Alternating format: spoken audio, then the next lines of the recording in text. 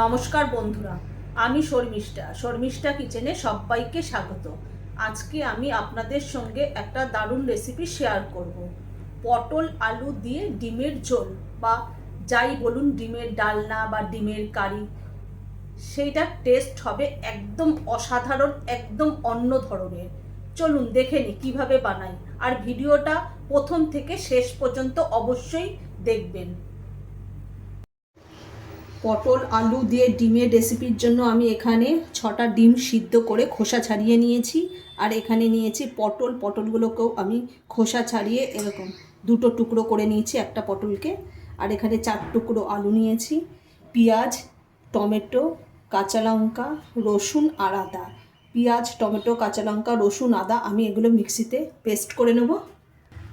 মশলাটা পেস্ট করা হয়ে গেছে। কড়াইয়ের মধ্যে আমি সাদা তেল দিয়ে দেবো। আপনারা চাইলে সর্ষের তেলেও করতে পারেন রান্নাটা।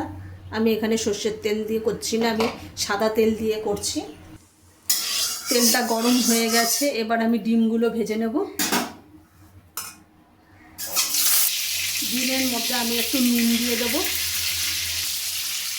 আমি নুন দিয়ে ডিমগুলোকে একটু লাল লাল করে ভেজে নেবো। আমি এখানে হলুদ দিইনি, আপনারা চাইলে একটু হলুদও দিতে পারেন।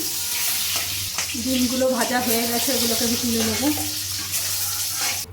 সমস্ত ডিমগুলো ভাজা হয়ে গেছে। ডিম ভাজার তেলের মধ্যেই আমি পটল আর আলুগুলো ভেজে নেব।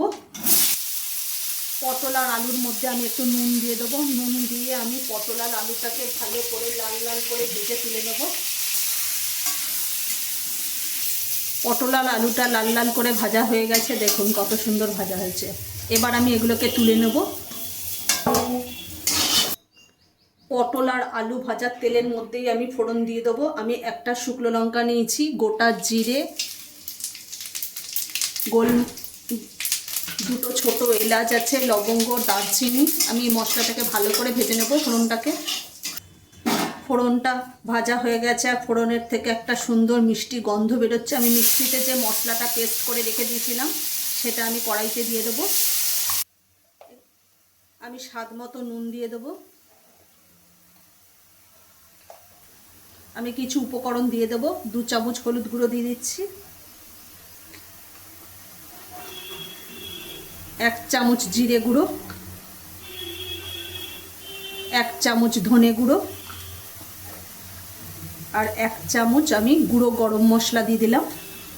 এবার মশলাটাকে আমি ভালোভাবে কষিয়ে নেব।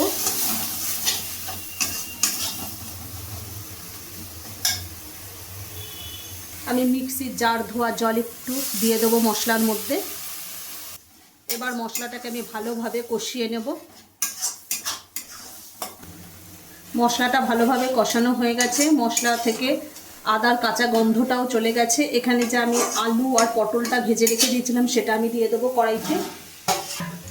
আলু আর পটলটা মশলার সাথে ভালোভাবে কষিয়ে নেব। আর এর মধ্যে আমি একটু চিকেন মশলা দিয়ে দেবো, তাহলে টেস্টটা দারুণ হবে, খেতেও খুব ভালো লাগবে। পটল আর আলুটা ভালোভাবে কষানো হয়ে গেছে, দেখুন কত সুন্দর হয়েছে। এবার আমি পরিমাণ মতো জল দিয়ে দেবো পটল আর আলুটাকে ভালোভাবে সেদ্ধ করার জন্য।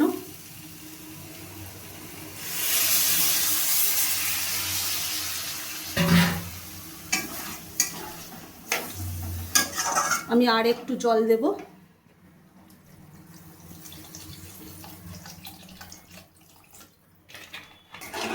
ভালো করে নাড়িয়ে নেব।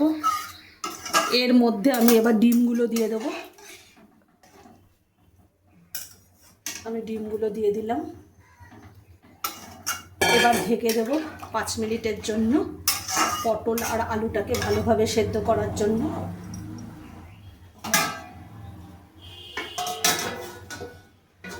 আমি 5 মিনিট পর ঢাকা খুলে দেখে নেব পটল আর আলুটা ভালোভাবে সেদ্ধ হয়েছে কি না। এবার ঢাকাটা খুলে দেখে নেব।